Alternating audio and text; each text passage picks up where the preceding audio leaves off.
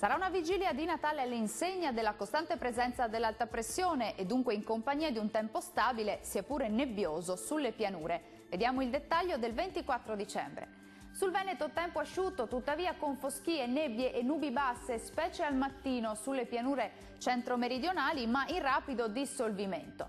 Ampio soleggiamento altrove con cielo sereno o al più con poche nubi sparse.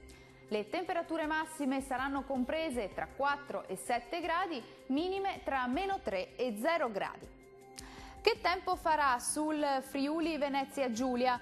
Anche qui presenza di locali foschie o nubi basse sulle pianure meridionali della regione, ma in rapido dissolvimento col passare delle ore. Ampio soleggiamento sui restanti settori, dove il cielo sarà in prevalenza sereno o al massimo poco nuvoloso. Le temperature massime saranno comprese tra 5 e 7 gradi, minime tra -2 e 1 grado.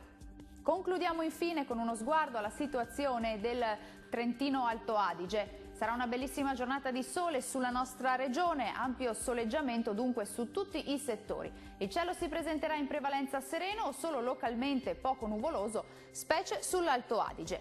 Le temperature massime saranno comprese tra 5 e 9 gradi, minime sotto zero. Il mare sarà generalmente calmo, i venti deboli da nord-ovest. Dal meteo di Antenna 3 per ora è tutto, arrivederci al prossimo aggiornamento.